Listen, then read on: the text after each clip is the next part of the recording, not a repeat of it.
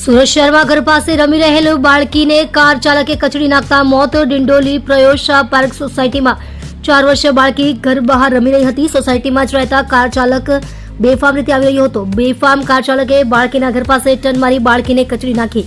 બાળકી સ્નેહાનો રડવાનો અવાજ સાંભળી પરિવાર સહિત સોસાયટીના લોકો દોડી આવ્યા. બાળકીને સારવાર અર્થે હોસ્પિટલ લઈ જતા તબીબે મૃત જાહેર કરી. બેફામ બનેલા કાર ચાલક નીતિન મિશ્રા ફોન પર વાત કરી કાર ચલાવતો હોવાનો પરિવારનો આરોપ. પરિવારે કાર ચાલક વિરુદ્ધ કડકમાં કડક કાર્યવાહીની માંગ કરી.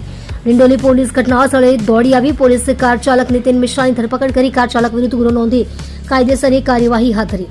આપ જોઈ રહ્યા છો ગુજરાતની સૌથી પહેલા ખબર આપતી સુરત એક્સપ્રેસ ન્યૂઝ ચેનલ.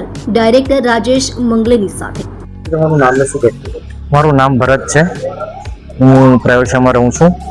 ઘટના એવી બની હતી કે મારી ભાઈની છોકરી જે રમતી હતી ઘરના આંગણે બેસેલી હતી, બીજે કશે પણ નહીં ગયેલી. તેના પર અમારા સોસાયટીનો મેમ્બર છે 21 નંબરમાં એ નીતિન મિશ્રા કરીને, તેમણે રફમાં આવીને ગાડી ચડાવી દીધી છે. અને ગાડી ચડાવ્યા પછી ગાડી એની પર ચડી હતી, પાછી એને કાઢવાની જગ્યાએ પાછી રિવર્સ મારીને પાછી એની પર પાછી ખેંચી હતી. શું કહેશો? સોસાયટીમાં બેફામ કાર ચલાવતા હોય છે. સોસાયટીમાં બેફામ કાર ચલાવતા હોય છે. સોસાયટીના ગ્રુપમાં પણ નાખ્યું છે, મીટિંગોમાં પણ કીધું છે, પણ કોઈ પ્રતિક્રિયા નથી આપી કોઈ કે આવી રીતે કરવું. બમ્પરો છે સોસાયટીમાં. શું નામ છે બાળકીનું? કેટલી ઉંમર છે? બાળકીનું નામ સ્નેહા છે, વિલાસ આરગીદી. એની ઉંમર 4 વર્ષ છે. બરાબર નથી. હોર્ન માર્યો, મોબાઈલ પર વાત કરતો હતો, એના ગાડીના કાચ બંધ હતા. અહીંયાથી બૂમ પાડવા છતાં એણે સાંભળ્યું નહીં, એને બાળકી પર ચડાવી દીધી છે. અને અમારી માંગ એમ છે કે એમને સજા મળે.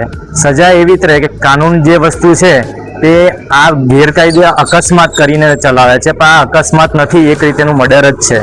જે માણસ ફોન પર વાત કરતો હોય, આ રીતે સ્પીડમાં ચલાવતો હોય અને રિવર્સ પણ માર્યું હોય, બાળકી પર ચડાવ્યા પછી પાછું રિવર્સ માર્યું હોય, એ મર્ડર જ કહેવાય. અને જો મર્ડર કર્યું હોય અને પોલીસવાળા એને અકસ્માત કહે છે અને એને બેલ પર છોડી દે છે, તો એ આપણે ન્યાયતંત્રમાં એક મોટા મોટી ભૂલ છે. અમને એવી માંગ છે કે એને અરેસ્ટ કરે, એમને સજા આપે, કોર્ટની રાહ ન જોઈ.